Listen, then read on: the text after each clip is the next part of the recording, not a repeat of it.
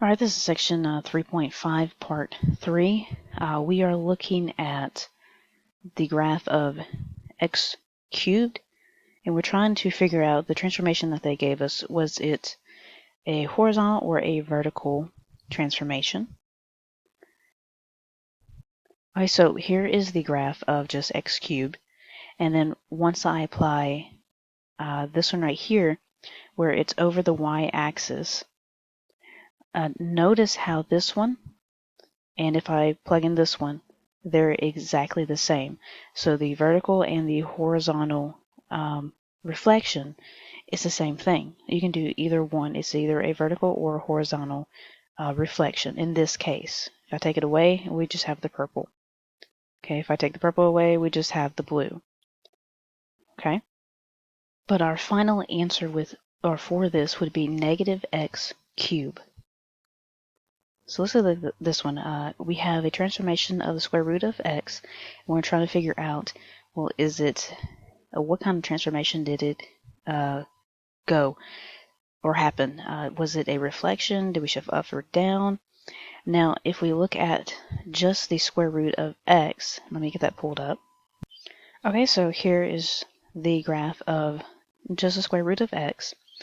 Now, if we are going to go over the x-axis, we would choose this one right here. Now, if I just leave that one alone, that doesn't look like our graph that we have. Okay, so it's not that one. If I go over the y-axis, get rid of this one, yeah, that looks like the one that we were shown. So it looks like we have a transformation or reflection about the y-axis. So this would be our formula, square root of negative x. Okay, so g of x would be the square root of negative x, and that would be our transformation formula. All right, now let's look at vertical stretch and compression. So if you're given a function f of x, then the new function g of x is equal to a times f of x, where a is just some number. Is a vertical stretch or compression? It depends on what kind of number a is. So if a is greater than 1, then the graph is going to be stretched. If it is between 0 and 1, then the graph will be compressed. If it is less than 0, so really just meaning a negative number, then it will be a combination of a vertical stretch or compression, depending on what kind of negative number it is, with a vertical reflection because it's negative. Okay, so look at these right here. So we've got, here's our original function, f of x right there. And then if we have 2f of x, well, notice how it is stretching it upward like this function right here. So the a was greater than 1, so you'd have a vertical stretch. If a is between 0 and 1, so basically some kind of fraction, we could write this as 1/2 f of x. Notice, compare it to the original function, it has compressed just a little bit.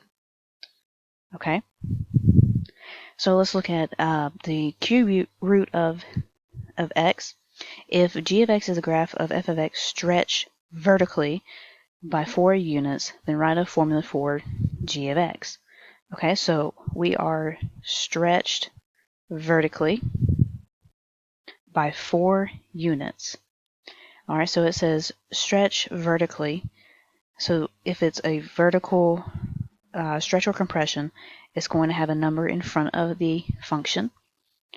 And it says stretch, so it should be greater than 1, which it is. It's 4. So g of x should equal 4 times the cube root of x, and that would be our formula for that one. Okay, so there's our function, just the cube root of x, and you can write the cube root as 1 raised to 1/3. That's the same thing. Okay, now if we apply the stretch to it by 4 units, that's what it would look like right there. All right, let f of x be x cubed if g of x is the graph of f of x compressed vertically by 1/9 units. Then write a formula for g of x. Okay, well, g of x would be equal to 1/9 x cubed. So we could write it as x cubed over 9. Either one works. And that would be our formula for that one. And we know that it's compression because the a, or the value in front of the function, is between 0 and 1. Okay, so here is our x cubed function. And once we apply the compression to it, notice how this function right here, the blue function, is underneath. It looks like it's someone came, took their hands and put it up here and down here and smushed it just a little bit. So it compressed it vertically. All right, now let's look at a table. We got a table for F and we got a table for G. And this should be G right here. Now I'm going to look at the x values first for both of them, and looks like the x values are the same: 4, 4, -2, -2, 1, and 1. And then I'm going to take a look at the y values. So now I'm going to look at the y values.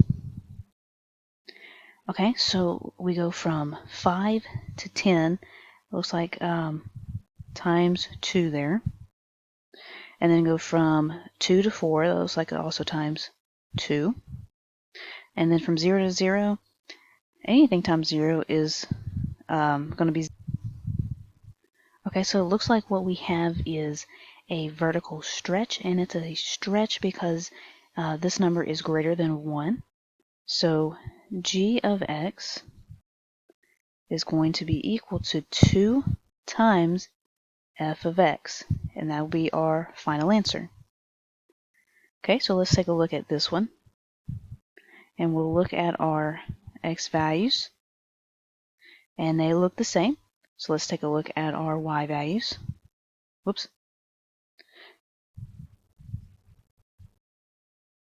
Okay, and let's see. 5, and then we go to 5 over 2. Looks like it's times a half. 2, and then 2. And then 0, and then 0. Now, I believe that this one here is a mistake. I believe this one should be 1. Okay, so this would be times a half, and this one should be times a half as well. Okay, so this would be g of x is equal to 1/2 times f of x, and this would be a compression because the value of a, or the number before the function, is between 0 and 1. Okay, so let's look at this one. The graph below shows the transformation of x squared. So we're trying to figure out, well, what is the transformation? Did it stretch, or did it compress, or what happened here? So what I'm going to do is I'm going to make a t-table here, and I'm going to kind of map out where x squared would be. I'll just do 0, 1, 2, and 3. So 0 squared would be 0, 1 squared is 1, 2 squared is 4, and 3 squared is 9. So that would be 0, 1, 1, 2, 4, and 3, 9. And that'd be the same on the other side. Okay, so there is x squared. Now it looks like it got smushed down. So it looks like what we have here is a vertical compression. And that's really all they're looking for. They're not actually asking for a formula for this. So we'll say vertical compression for this one. Okay, and then we'll do the same thing for this one to see. We need to map out where exactly the square root of x, and we'll do 0, 1, we'll do 4, and 9. Square root of 0 is 0, square root of 1 is 1, square root of 4 is 2, square root of 9 is 3.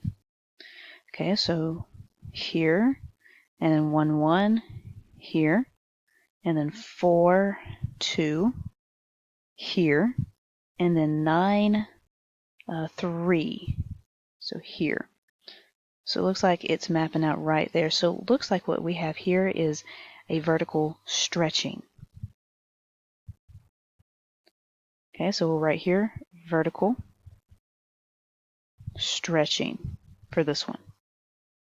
All right, now let's just take a quick glance at horizontal stretch and compression. So if you have a function f of x, then your new function g of x would be f of b times x, where b is some number. And it's a horizontal stretch or horizontal compression, depending on what b is. If b is greater than 1, then it's going to be compressed by 1 over b. If b is between 0 and 1, then the graph will be stretched by 1 over b. And if b is less than 0, which means it's a negative number, then there will be a combination of a horizontal stretch or compression, depending on what that b is, what kind of negative b it is, with a horizontal reflection.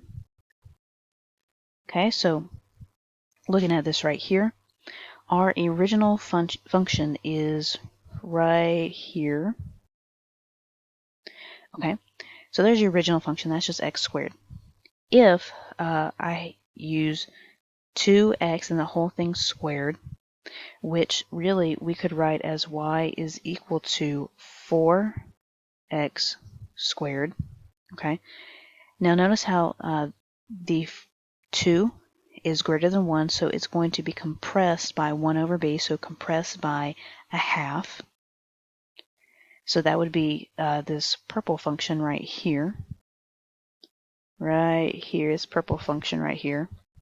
And notice how it has been compressed horizontally or smushed in horizontally.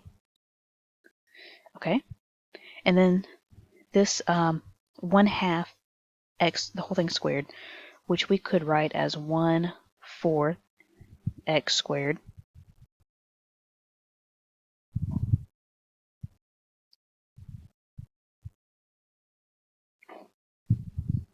Okay, so notice how this would be between 0 and 1, so the graph will be stretched by 1 over b. Now our b is 1/2. It's in here, okay? It's a number right before x, before you apply the function to it. So really, it has been stretched by unit of 2, because you would have 1 over 1/2, which I would just flip the fraction on the bottom, which would be 2 over 1, which is just 2. So it has been stretched by 2. So it would be this blue function out here compared to your original function. Notice how it's been stretched out horizontally. So if f of x is x squared, then g of x is going to be f of x stretched horizontally by 3 units. Then write a formula for g of x. Okay, so if it's been stretched horizontally by 3 units, what we can write is kind of like we did over here with the 1 over 1/2, that was stretched by 2 units. We know that it's stretched by 1 over b. Okay, so if we do 1 over 1/3, that's the same thing as 3. Okay, that'd be 3 over 1, which equals 3. Okay, so technically our b here is 1/3. Okay, so what we would have is g of x is equal to f of x, and this would be 1/3 x. And since our function is x squared, so this would be equal to 1/3 x, and our function is squared. So that would be 1/3 times 1/3, or 1/9 x squared. So this would be our function right here. Okay, so let's try to take all the transformations that we've just gone over and combine all of them together. Okay, so when combining vertical transformations written in the form a times f of x plus k, first vertically stretch by a, and then vertically shift by k. When combining